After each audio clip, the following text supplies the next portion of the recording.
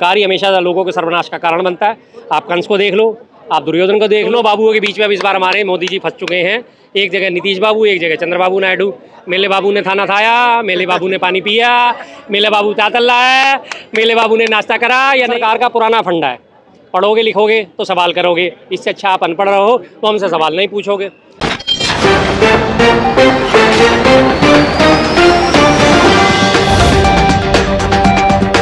शर्मा जी कैसे देखते हैं, नरेंद्र मोदी प्रधानमंत्री बनते ही किसानों को बड़ा सौगात दिया है। 20,000 करोड़ जो सम्मान निधि के तहत जो है देना शुरू कर दिया, ऐलान कर दिया है। ये पहले भी दिया जा रहा था, बस वो टाइम की बात होती थी। साल में 3 बार दिया जाता ना, हर 4 महीने में एक बार। अब वो आचार संहिता वगैरह लगने की वजह से रुकी पड़ी थी, उस टाइम दे नहीं सकते थे। सरकार बनने के बाद कई सारे काम ऐसे होते हैं जो करे जाते हैं। जैसे सरकार बनने से पहले अंतरिम बजट पेश हुआ था, अब पूर्ण बजट जो है वो पेश होगा। MSP भी बढ़ा दिया गया है। हाँ जी, MSP 11 फसलों पे दे दिया गया है। अभी तो टिकैत साहब ने घोषणाएं करी थी कि हम किसान आंदोलन दोबारा शुरू करेंगे। उससे पहले का उन्होंने शुरुआती में पहले घुटने टेक दिए, 11 फसलों पे MSP दे दिया। डर गई इस बार, जाहिर बात है, डर नहीं गई, डरी हुई है। बैसाखी सरकार है, बिल्कुल बैसाखी सरकार है।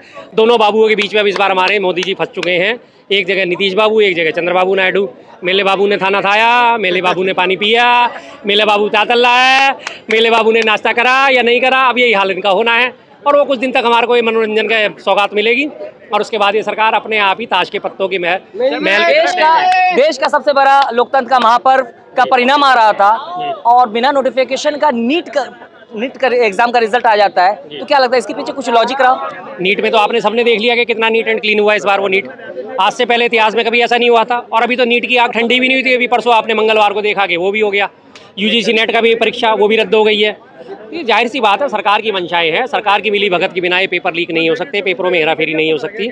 और सरकार का पुराना फंडा है, पढ़ोगे लिखोगे तो सवाल करोगे, इससे अच्छा आप अनपढ़ रहो तो हमसे सवाल नहीं पूछोगे। सरकार चाहती नहीं कि आप पढ़े लिखो। तो मोदी जी नालंदा यूनिवर्सिटी का उद्घाटन में जाते हैं। हाँ, नालंदा यूनिवर्सिटी के उद्घाटन में जा रहे हैं। नालंदा यूनिवर्सिटी में पढ़ेंगे कितने? मात्र 4,000 स्कॉलर। और हमारे देश में बेरोजगार और छात्रों की संख्या कितनी है? लाखों में, करोड़ों में। और जो मैंने अभी बात की कि पढ़ोगे लिखोगे वाली जो बात है, इस बात को सबसे ज़्यादा बल मिलता है हरियाणा सरकार में। BJP की सरकार है। हरियाणा सरकार ने पीछे कानून पास करा था, अगर आपकी आय 1,80,000 से नीचे है तो आप अगर प्राइवेट स्कूल में अपने बच्चों को पढ़ाओगे तो हम आपको 1250 रुपये देंगे, और अगर सरकारी में पढ़ाओगे तो आप 500 रुपये हमें दोगे। उल्टा फार्मूला बिल्कुल। मतलब वो चाहते ही नहीं कि सरकारी स्कूलों में पढ़े। क्या लगता है इसके पीछे का मंशा यही है, आप पढ़ोगे लिखोगे नहीं। अगर आप पढ़ लिख गए तो सरकार से सवाल पूछोगे, सरकार को उंगली करोगे। अगर आप अनपढ़ रहोगे तो आपको समझ ही नहीं आएंगी चीजें। आप तो चाह रही है ना कि आप जो है सरकारी स्कूल के बजाय प्राइवेट स्कूल में पढ़िए, अच्छी शिक्षा लीजिए। अच्छी शिक्षा लीजिए, ये कौन सा तरीका हुआ? नहीं बंदा पढ़ाना चाहता, आप 1250 दे रहे हो। आप 1 साल दे दोगे, 2 साल दे दोगे, सरकार कोई चिरस्थायी तो है नहीं। सरकार कोई चिरंजीवी तो नहीं, अष्टचिरंजीवियों में तो शामिल नहीं है। वो तो अश्वत्थामा ही है, विभीषण ही है, हनुमान जी हैं। अष्टचिरंजीवी जो है उनमें शामिल है। सरकार तो चिरंजीवी कभी नहीं रही ना। आपने आज लागू कर दिया, अगली सरकार आएगी वो इसे कंटिन्यू करती है नहीं करती, फिर क्या करोगे आप? फिर क्या करोगे आप बताइए? कैसे होगा एक साथ? नहीं हो पाएगा ना ऐसा काम।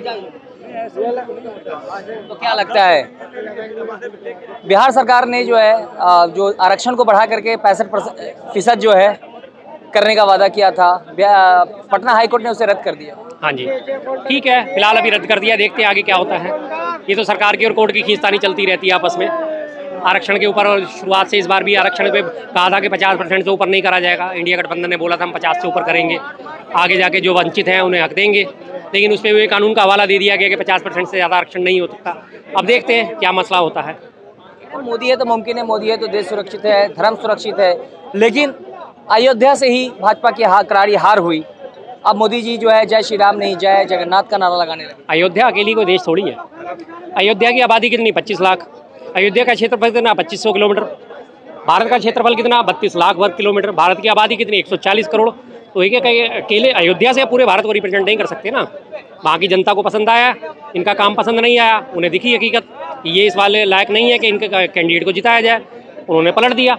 सीधी सी बात है। और खाली अयोध्या नहीं, पूरे रामायण सर्किट की जो ये बात कर रहे थे, 7 सीटों पे लगातार चुनाव आ रहे हैं। रामायण इसमें अयोध्या में आ रहे हैं, चित्रकूट में आ रहे हैं, बांदा में आ रहे हैं, उसके बाद सालासर बालाजी में आ रहे हैं राजस्थान में, उसके अलावा रामेश्वरम में आ रहे हैं, त्र्यंबकेश्वर में आ रहे हैं, सब जगह आ रहे हैं। पूरे रामायण सर्किट को जिसको बात कर रहे थे, जो राम को लाए हैं उन्हें लाएंगे, राम जी ने दिखा दी अपनी जरासी।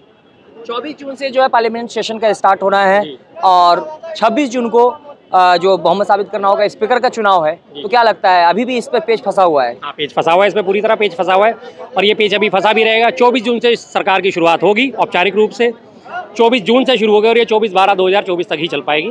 मात्र 6 महीने की सरकार है, 180 दिन की सरकार है, उससे पहले इस सरकार का गिरना तय है। अक्सर ये हिस्ट्री रहा है, आपको भी याद होगा कि ये सरकार जो है दूसरे का तोड़ के अपना सरकार बना लेती है, फिर ये सरकार कैसे गिर सकती है? यही इस बार इसको भूखी खानी पड़ेगी ना, बोया पेड़ बबूल का तो आम कहाँ से पाए।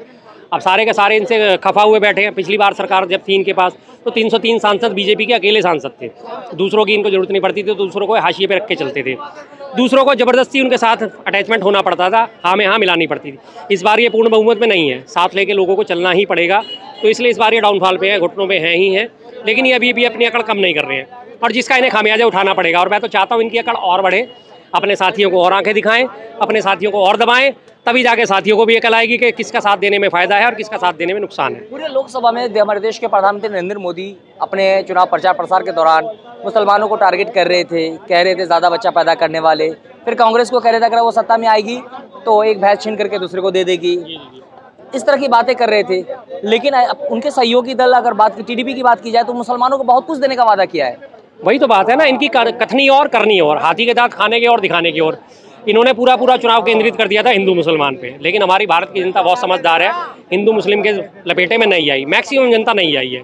हालांकि उसके बावजूद भी काफ़ी जगह पे ऐसा हुआ है कि महाराष्ट्र में इनको दिक्कत हुई थोड़ी सी, और अपना मध्य प्रदेश में सारी की सारी सीटें ले गए। उसके बावजूद भी मध्य प्रदेश की जनता ने साथ नहीं दिया, गुजरात की जनता ने साथ नहीं दिया, वो अभी भी हिंदू मुस्लिम पे अटके पड़े हैं। जिसका ताज़ा उदाहरण आपने पीछे गुजरात में देखा होगा, मुख्यमंत्री आवास योजना में 532 आवास आवंटित हुए थे, उसमें एक मुस्लिम को मिला था सोसाइटी में, तो बाकी सारे हिंदुओं ने उसके लिए विरोध करना शुरू कर दिया, नहीं इसको यहाँ से हटाओ, हम इसे यहाँ रहने नहीं देंगे।